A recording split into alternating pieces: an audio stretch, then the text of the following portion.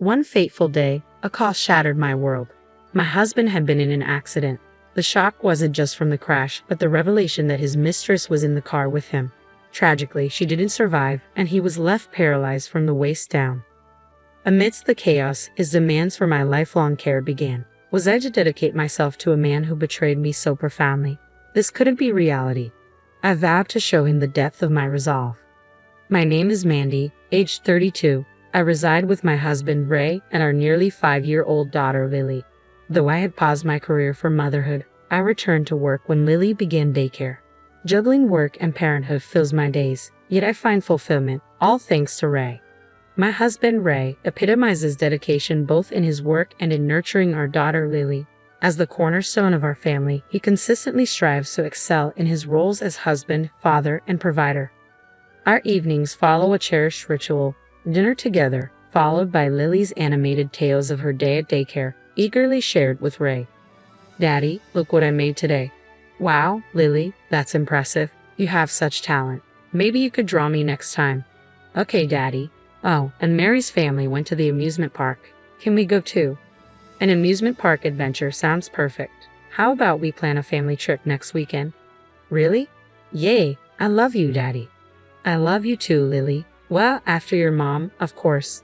Ray would always wink at me, and Lily would playfully puff her cheeks in mock annoyance. These ordinary moments with my family are the treasures I hold most dear. But when did Ray start to change? His late nights at work and early departures on days off became a troubling pattern. Initially, I brushed it off as coincidence, but as the odd behavior persisted, I couldn't ignore my growing concern. So, I decided it was time to confront him. "Ray, you've been coming home late quite often lately. Is everything okay at work?" "Ha!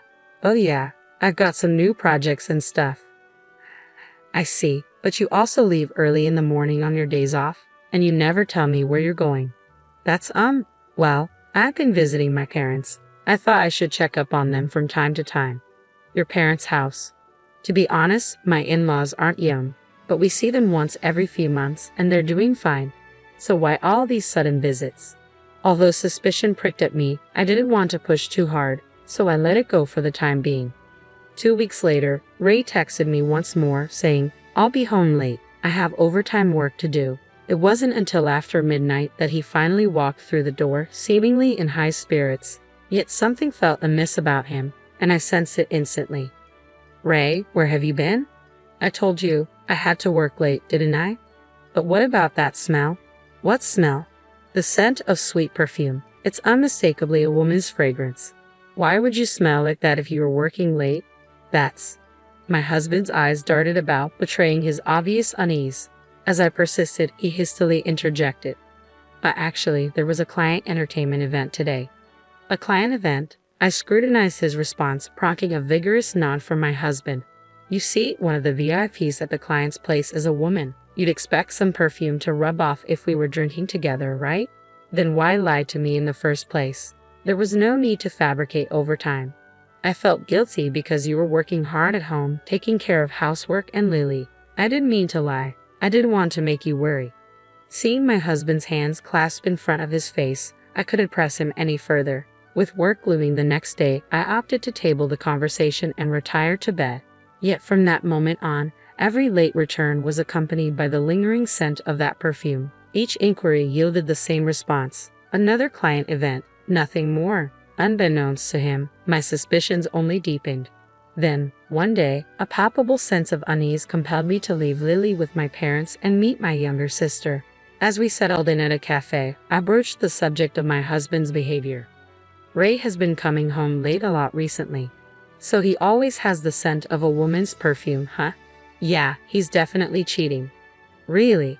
My sister's solemn nod solidified my suspicion, though I had harbored doubts. Hearing it confirmed by someone else lent weight to my fears. So Ray is really cheating on me. Firstly, it's odd to have client events with the same clients so frequently, and besides, he must have been close enough for the perfume to linger, right? "I suppose. I understand it's challenging with Lily and everything, but I think you need to have a serious conversation with Ray."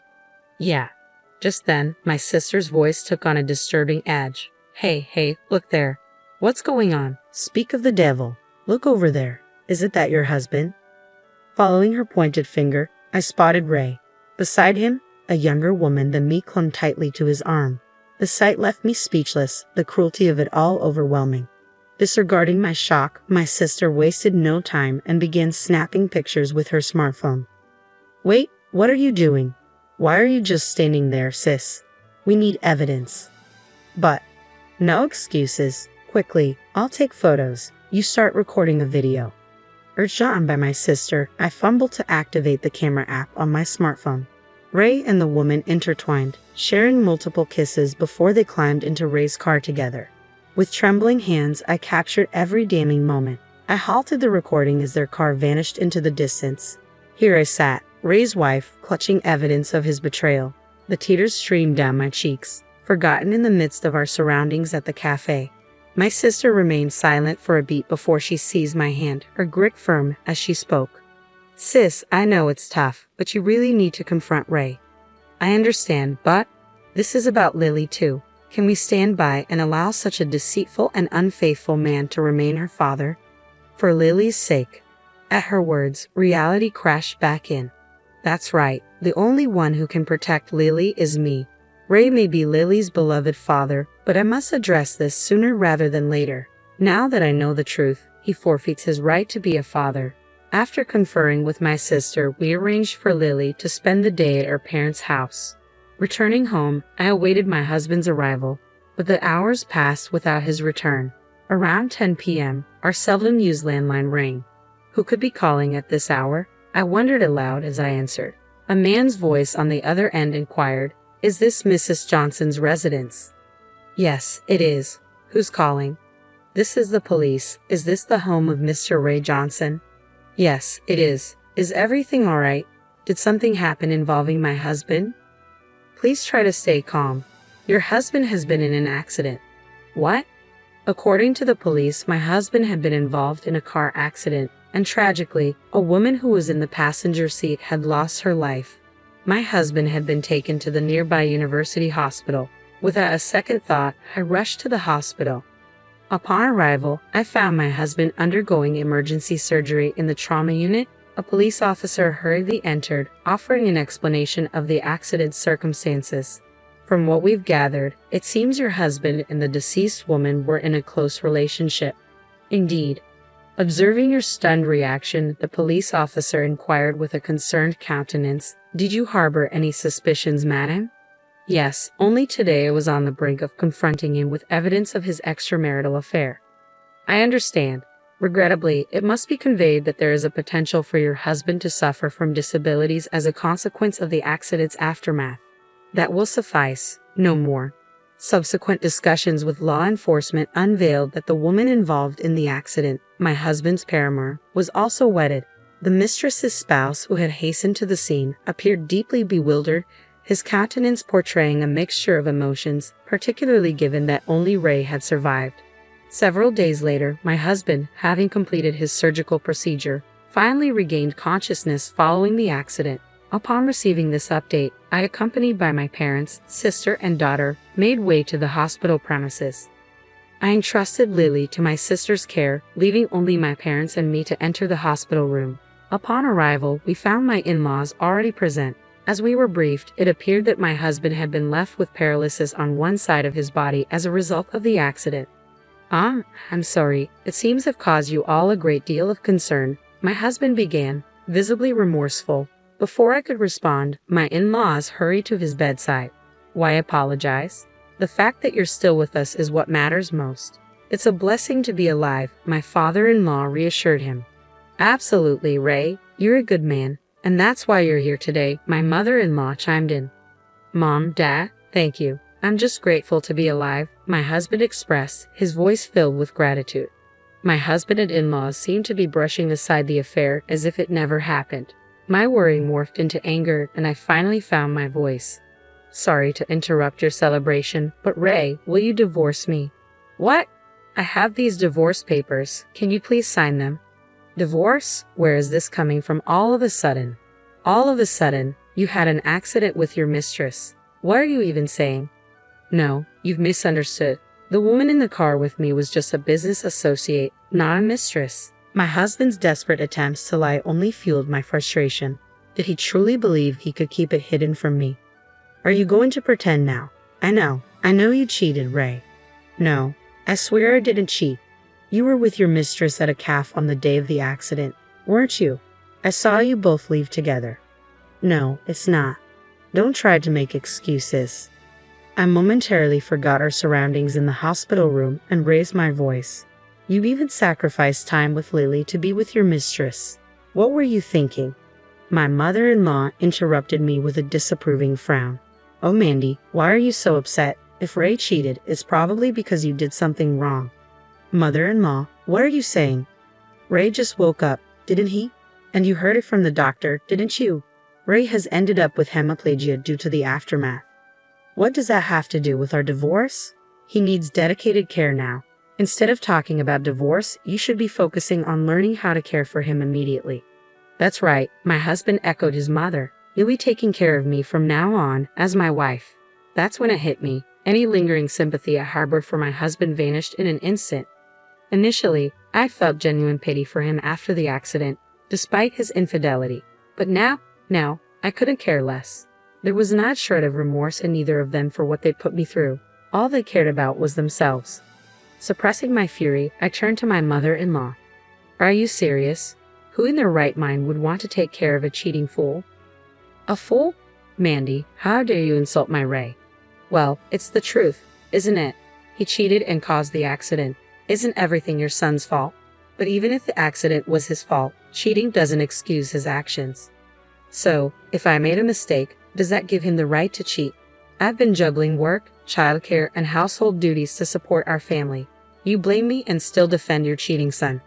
Well, My unusually assertive tone caused my mother-in-law's voice to gradually soften. Unable to remain silent, my husband interjected angrily. How dare you speak to my mom like that? Perhaps thinking his status as a patient gave him an edge, my husband shot me a defiant glare. I stepped closer, my gaze piercing, and he muttered, "What the?" in a startled tone. Enough with the act. Who do you think is to blame for the predicament we're in? Well, you see, we're in this mess because you shattered our family with your affair, right? Getting into an accident with your mistress. How foolish can you be? There's no other word for it. What the? It's chaotic now because you brought up divorce out of nowhere. He still appears oblivious to his own culpability in this situation. Fueled by a deep sense of disgust and bitterness, I unleashed my pent-up fury upon him. Face reality, you pathetic excuse for a man. How much longer will you deflect blame onto others?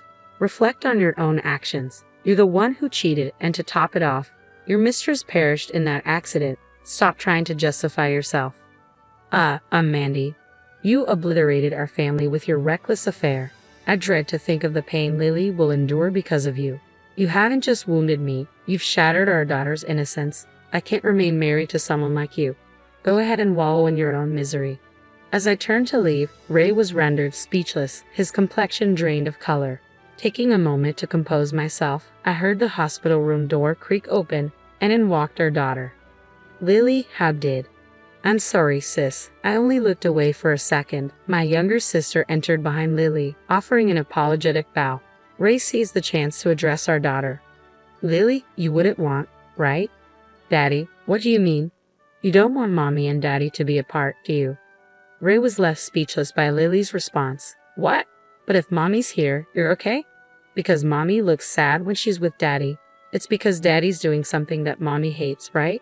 Well, you see, I hate it when Daddy makes Mommy sad. I don't need a daddy. I'm fine with just Mommy. Ray seemed taken aback by Lily's words. With nothing more to say, he sank onto the bed, his shoulders sagging. When I pushed the divorce papers toward him again, he relented and signed them. I then enlisted the help of a lawyer and pursued alimony and child support, supported by evidence of his infidelity. Additionally, he was informed about the damages sought by the husband of his mistress, resulting in a substantial financial settlement.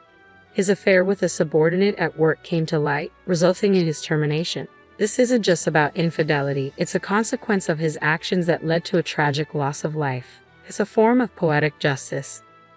The financial repercussions hit Ray hard, draining his savings and forcing him to downsize to a modest apartment with his in-laws after selling their house. I heard that his in-laws are now caring for their son, who who is confined to a wheelchair. As for me, I've chosen to stay at my parents' home for the time being with Lily. Once we're settled, I intend to live independently with Lily again. However, we believed it would be beneficial for Lily's well-being to spend some time surrounded by family. On our way to daycare, I broached the topic that had been weighing on my mind. "Hey Lily, are you truly okay?" "Ha! What do you mean? With Daddy not being here, is it okay with just Mommy and you?" In response, Lily beamed and replied enthusiastically, "I love Mommy the most. I don't like anyone who makes Mommy sad." "I understand. Mommy loves Lily very much." Lily enveloped me in a tight hug, and I held her close, feeling a renewed determination to protect her for as long as I live.